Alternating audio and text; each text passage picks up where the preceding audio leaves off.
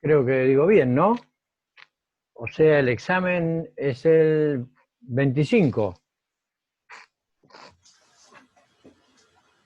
Me parece que es el 25. A ver, Nico, ¿vos tenés la fecha? No, yo la fecha no la tengo. Bien. Tengo entendido que sí, que es el... O sea que tendríamos tres, en teoría tendríamos 3 viernes con este. Y voy a aprovechar para bajar el celular. Con lo cual vamos a andar bien para los temas que quiero dar. O sea, estamos. Ah, no sabe, acá me pone José María que no sabían la fecha. Bueno, se las puedo confirmar porque me las mandó el doctor Mariano Vega, el secretario. Entonces, para que no haya confusiones, vamos a aprovechar ahora y ya vamos a dejar bien aclarado cuál es la fecha que nos han fijado. Bien. Entonces,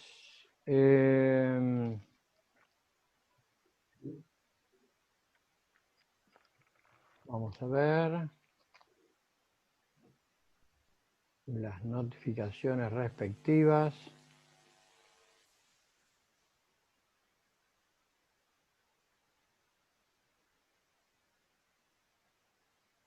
Yo tengo entendido, porque una fecha es el día 15, pero no recuerdo si es economía o es de El 15 finanzas. rinde economía y finanzas, Julio, que habías Ah, dicho. entonces el 25. Entonces correcto. Tenemos el 25, muy bien. Con lo cual tenemos más o menos unos 3 viernes como para poder cerrar esto. Acá dice Lisandro, tengo una consulta, ¿qué unidad sería la que entra en la evaluación de las que están en la plataforma? Todo lo que queda, absolutamente todas las unidades que faltan.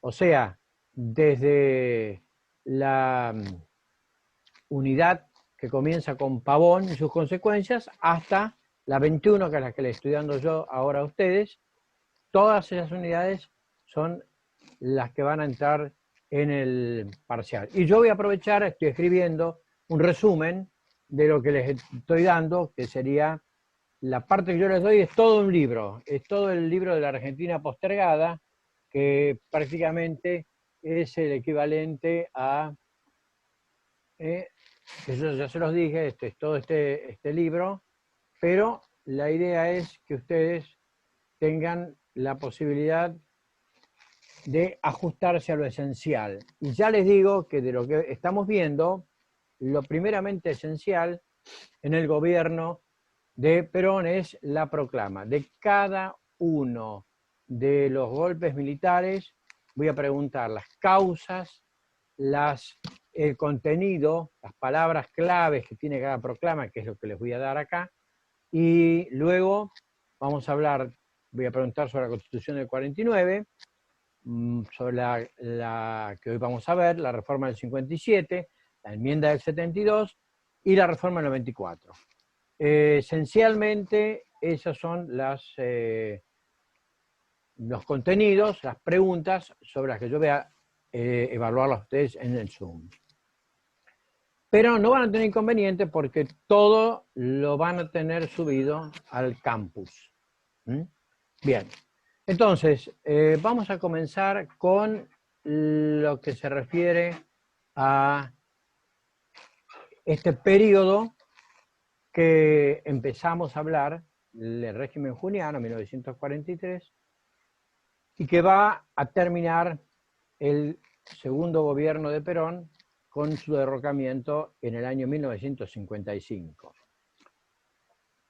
Algo más o menos estuvimos hablando sobre las causas, para que no quede ninguna duda, que las causas de la revolución del 55 son, en primer lugar, el problema con la Iglesia y cuáles fueron los distintos aspectos que originaron esa situación con la Iglesia, y luego los convenios o el convenio petrolero que se iba a firmar con la Standard Oil Company de California. que no llegó, por supuesto, a firmarse. Se había firmado una especie como de preacuerdo entre el presidente Perón y los directivos de la Standard Oil Company. Pero él mismo se encargó de tratar de que no se debatiera en diputados por la gran resistencia que provocó. Bien, así entonces es que sucedieron los hechos de Corpus Christi, los hechos del mes de junio, del 16 de junio, que yo les conté, terrible, ametrallador, se ametralló a la gente, a los trabajadores en la Plaza de Mayo, a quienes habían llegado precisamente para saludar o desagraviar a la bandera nacional, por los hechos que también les comenté. No quiero ser repetitivo porque es bastante. La idea mía es hoy llegar en los dos bloques hasta el derrocamiento de Ilia.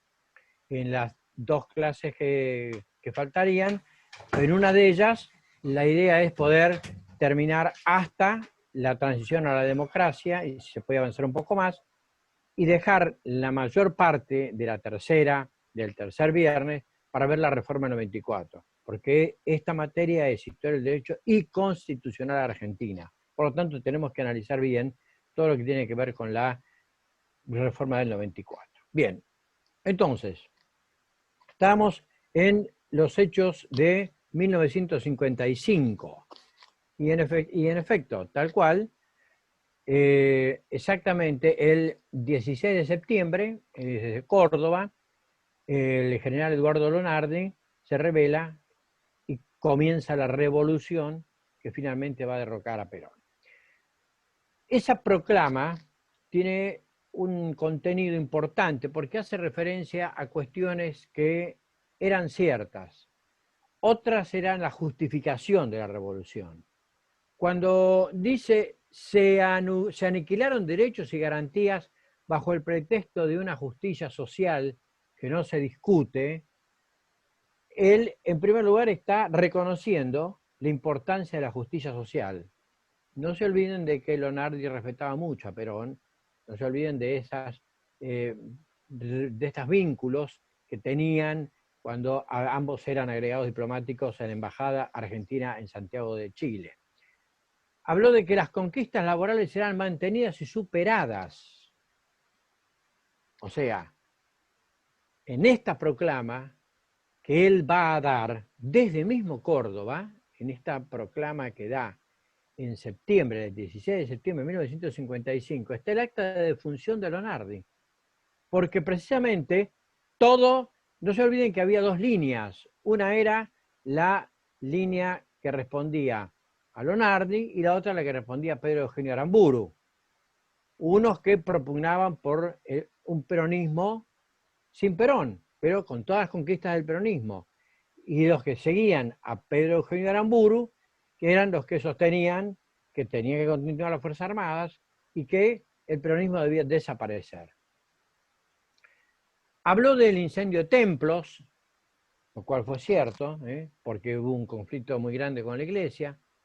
Habló de la destrucción de la economía y de las fuentes de riqueza, puntualmente en esa proclama, y luego también hace referencia a la profanación de la bandera. Esto fue una justificación absurda. Por eso digo, hay cosas que son... Y absurda porque no fue cierta la intención de ninguna de las partes de quemar una bandera. Fue un hecho absolutamente fortuito, pero cada uno lo negoció a su manera. La cuestión entonces es que el 18 de septiembre la Armada se adueña de la revolución era del ejército, de una parte del ejército que estaba en oposición a Perón. Bueno, la Armada se va a adueñar con la figura de un personaje que, por supuesto, es así a todas luces nefasto a la historia de la Argentina, que es el almirante Isaac Rojas. Va a ser el ad latere del luego presidente de facto, Pedro Eugenio Aramburu. Sucede una serie de acontecimientos y así el 20 de septiembre Perón logra asilarse en la embajada del Paraguay y luego se traslada a una cañonera paraguaya que estaba en la rada del puerto de Buenos Aires en reparaciones.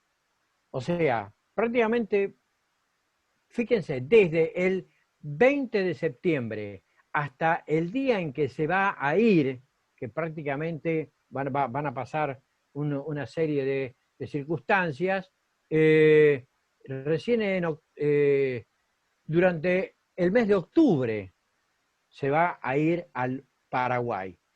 Entonces, Perón miraba desde la cañonera los hechos de Buenos Aires con total y absoluta impunidad, porque Lonardi había garantizado la salud física de Perón en contra de los intereses o de los deseos de la Armada, que era que desapareciera físicamente la figura de Perón, no solamente políticamente. La cuestión entonces es que Lonardi asume el gobierno y luego de unas tratativas, fíjense que se forma una junta militar que se va a poner a negociar, una junta militar del ejército con la junta revolucionaria a ver cómo solucionaban la cuestión. Bueno, de esa reunión, de esa junta, Leonardi asume el gobierno y la junta acepta las condiciones. Y esas condiciones eran que no había más hostilidades y que le permitían a Perón que se exilara. Así comienza la presidencia de Lonardi, el 23 de septiembre. El general Lonardi jura como presidente en la Casa Rosada. Sale al balcón de la Casa Rosada y da su discurso proclama. Este discurso es muy importante por el contenido que tiene.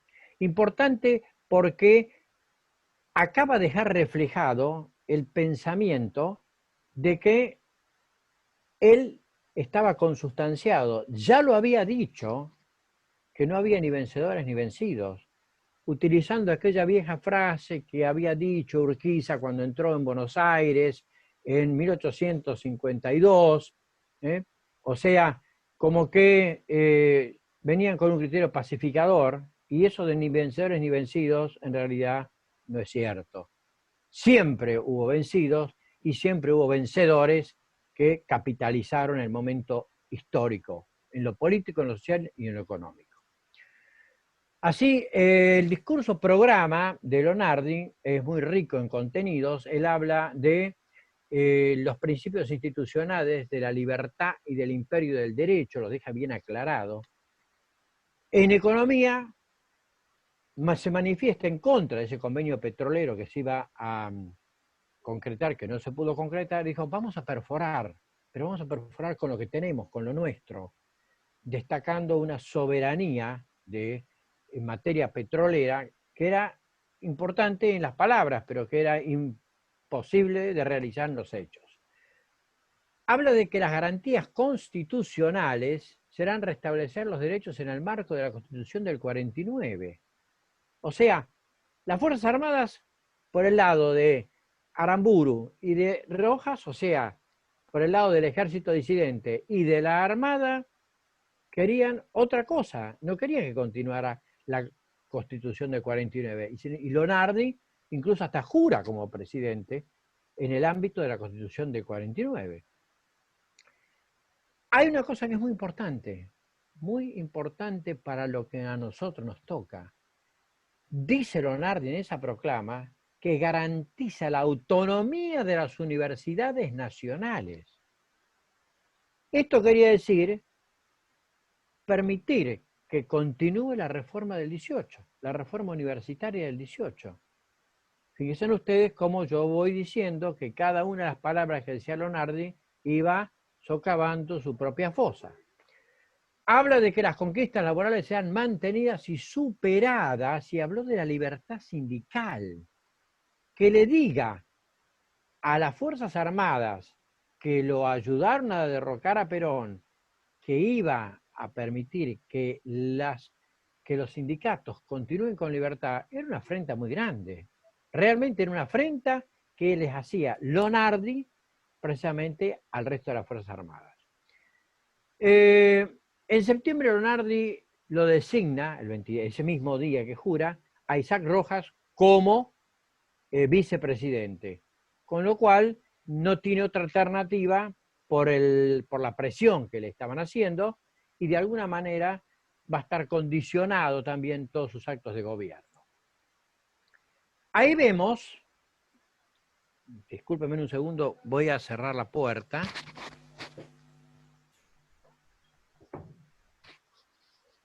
Bueno, les agradezco. Cerré la puerta del estudio para evitar interferencias. Bien, entonces continuamos. Evidentemente dentro de las Fuerzas Armadas había dos sectores bien diferenciados, perfectamente diferenciados, a los cuales también se sumaban civiles y por lo tanto esos sectores tenían distinta opinión. Así teníamos por un lado los nacionalistas, que tenían a Leonardi a la cabeza, y que proponían un peronismo sin Perón. Y por el otro lado estaban los demócratas, o llamados liberales, capitaneados por Rojas, porque eran los que en realidad no querían ningún tipo de peronismo, no querían saber nada, ni con Perón, ni con las conquistas sociales, ni con los dirigentes sindicales, absolutamente nada que ver con nada. Querían un modelo anterior al 43. Querían volver a lo que había sido el gobierno de Castillo. Muy bien. En materia de cuestiones de gobierno, el 25 de septiembre, Leonardi tuvo una entrevista muy interesante con el secretario de la CGT, con Hugo Di Pietro, y le dijo cosas muy fuertes. Le dijo cosas que realmente Leonardi tuvo que hacerse cargo después de eso. En primer lugar, que las conquistas sociales iban a ser respetadas. En segundo lugar, que la CGT no iba a ser intervenida, que ni iba a ser disuelta, que continuaba la Fundación Eva Perón. Le habló de que Perón se podía exilar. Le aseguró la persona física de Perón. Imagínense que la CGT se fue chocha de la vida. O sea, obviamente que dimos con la persona indicada. No lo tenemos a Perón, pero tenemos a un hombre que nos permite, que nos va a reencauzar institucionalmente. Obviamente que el enfrentamiento entre los liberales y los demócratas fue muy grande. Ese enfrentamiento determinó que hubo un relevo de los integrantes, de los 3 militares integrantes del gabinete de Leonardi. Uno de ellos era el que estaba a cargo de Marina, otro a cargo de Ejército y otro a cargo de Transporte. Entonces, hubo un comunicado de Leonardi el 12 de noviembre, perdón, del 55, muy fuerte. Un comunicado tremendamente conciliador. Dice, no son antipatriotas o partidarios de la tiranía los que adhirieron de buena fe al dictador. Ellos pueden participar sin inconvenientes de la vida cívica del país. Conclusión, ese mismo día, los 3 ministros militares del gabinete lo fueron a ver y directamente le pidieron la renuncia a Leonardi. No quisieron saber nada, le exigieron que se interviniera la CGT, le exigieron que se disolviera el partido peronista y lo presionaron de tal manera que el hecho de que Leonardi sostuviera la posibilidad de que podía continuar una actitud que no fuera dura contra el peronismo, determinó la caída. Es así que se termina lo que se puede considerar como la primera etapa de la Revolución Libertadora. Esa primera etapa que no es ni más ni menos que una etapa conciliadora. Otra hubiera sido tal vez la salida de la Argentina, no hubiera sido por el lado de Aramburu si no hubiera sido tan tremenda la oposición de Leonardi.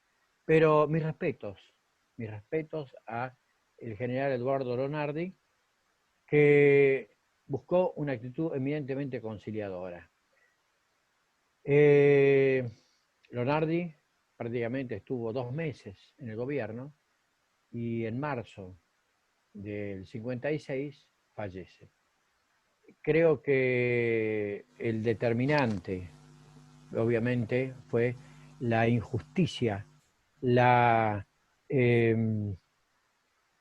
situación de descrédito que le organizaron, que le armaron todas esas fuerzas del ejército opositoras. A un hombre que vino a conciliar, a un hombre que vino a decir, si la figura de Perón generó un estado de violación a las garantías y a los derechos constitucionales, pues muy bien, hacemos el golpe de Estado, pero llamamos a elecciones y hacemos las cosas bien.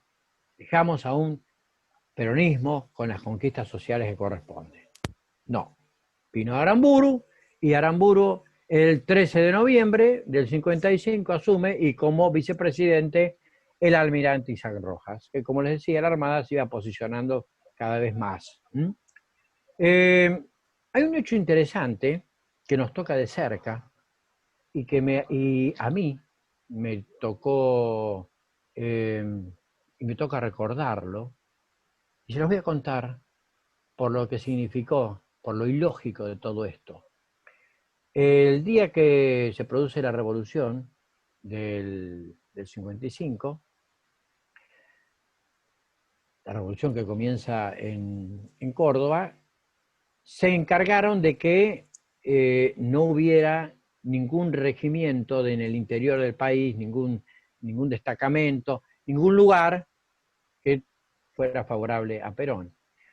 El almirante Rojas, en el crucero General Belgrano, el barco que tristemente perdimos en las Malvinas, en la guerra de Malvinas, se apostó enfrente a la ciudad de Mar del Plata y yo tenía 4 años, yo nací en el 51, se pasó en el 55, y a eso de las 4 o 5 de la mañana empezamos a sentir estallidos, empezamos a sentir detonaciones.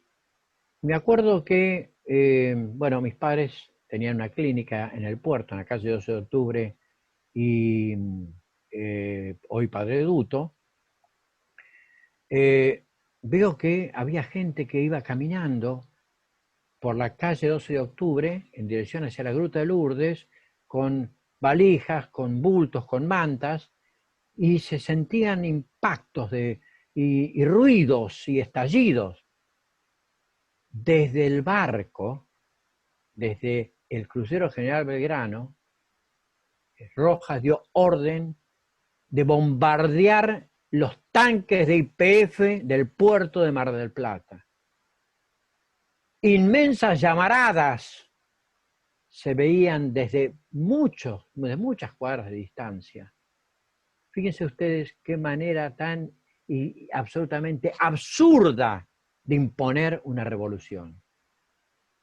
Yo recuerdo que mi padre era médico, decidieron, mi padre y mi madre, que no era prudente quedarse en ese lugar, porque evidentemente estaban bombardeando el puerto de Mar del Plata y el resto de la ciudad del puerto, y entonces nos fuimos hacia lo que hace unos pocos años era la clínica Modelo, ahí en la calle Bartolomé Mitre y Alvarado.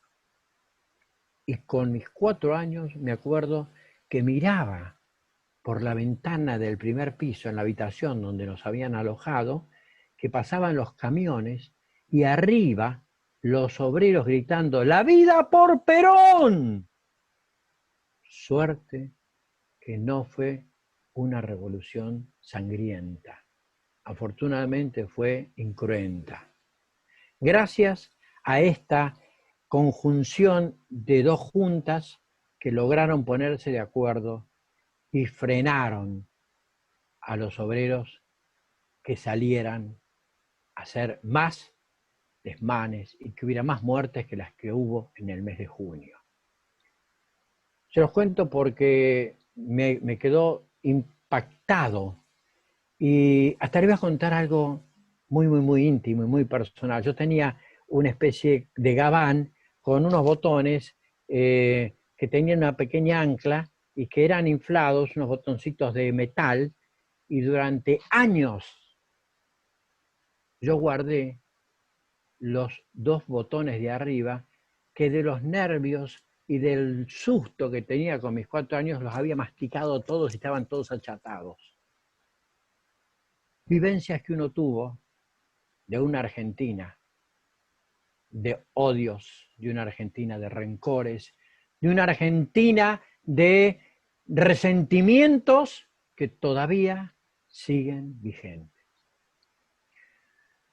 Así entonces que la prueba de esto, de este rencor, este resentimiento, se va a dar cuando asume el general Pedro Eugenio Aramburu y crea una comisión nacional de investigaciones para investigar presuntas irregularidades en la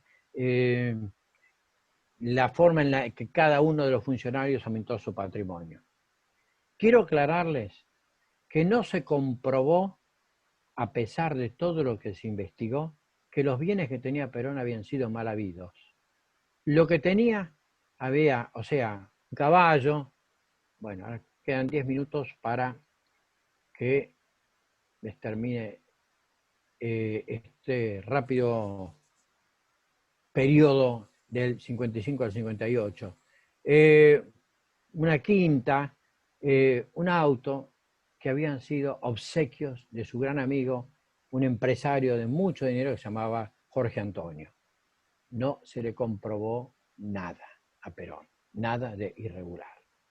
Se creó también, se disolvió el Partido Peronista y se dictó un decreto, el decreto 4161/56, que prohibía absolutamente la marcha peronista, la simbología del peronismo, cualquier referencia a Perón, y sancionaba con multas, con prisión, si era un negocio con inhabilitación. O sea, querían hacer desaparecer al peronismo. Y ese fue el gran drama y la gran equivocación, o si se quiere, la actitud perversa de las Fuerzas Armadas, que se preocuparon durante todo el periodo de tiempo, durante todos esos 17 años, de combatir al peronismo. Y cuando más lo combatían, más se agrandaba el peronismo. Esto es importante. Entre las medidas económicas que tomó la Revolución Libertadora, le encargaron a Prebisch, que había sido, ustedes recuerdan, Raúl Prebisch, uno de los integrantes del equipo que formó el Banco Central de la República Argentina en la época del presidente Agustín P. Justo y Julio Argentino Roca, en la época conservadora o la década infame. Se le encargó un informe sobre la situación económica y en julio del 56, Prebisch le recomendó a la Argentina que firmara los convenios de Bretton Woods y nos incorporamos al Fondo Monetario Internacional. Para incorporarnos al Fondo Monetario Internacional, tuvimos que hacer un aporte de cerca de 500 millones de dólares. Fíjese, la Argentina, cuando en mayo del 58 el gobierno de la Revolución Libertadora le entrega a Frondizi, el presidente electo, con proscripción del peronismo, pero electo, Perón había dejado una deuda de 57 millones de dólares. La Argentina le entrega en 3 años el gobierno a Frondizi con una deuda de 1.051 millones de dólares. La mitad se la obligó el Fondo Monetario Internacional que la ponga a la Argentina para incorporarse ahí. A partir de ese momento empieza nuestra historia con el FMI. Por supuesto que hubo distintos aspectos, hubo quienes seguían leales a Perón, y uno de ellos fue el general Valle y el general Tancos, y lamentablemente la revolución que pretendieron hacer para reivindicar y que vuelva el peronismo, fue reprimida el 10 de junio, la revolución empezó el 9, el 10 fue reprimida y hasta se fusilaron, por supuesto que a Valle lo fusilaron, le aplicaron la ley marcial, y se mató obreros en un basural en José León Suárez. Así actuaba el gobierno de la Libertadora. Se declaró necesidad, en abril del 57, se decidió la convocatoria de elecciones convencionales para reformar la Constitución, y un hecho que no es menor, el 27 de abril del 56, Pedro Eugenio Aramburu declaró que la Constitución del 49 era dejada sin efecto y que se reimplantaba la Constitución del 53. O sea, una Constitución que había sido sancionada en una época constitucional, la del 49, era dejada sin efecto por un gobierno de facto. Obviamente que eso se iba a reiterar en los otros golpes militares. Bien, se reúne entonces la Convención Constituyente. Acá se produce una división muy importante. La Unión Cívica Radical había formado el MIR, el Movimiento de Intransigencia y Renovación. Cuando llega la elección para convencionales constituyentes, se dividen.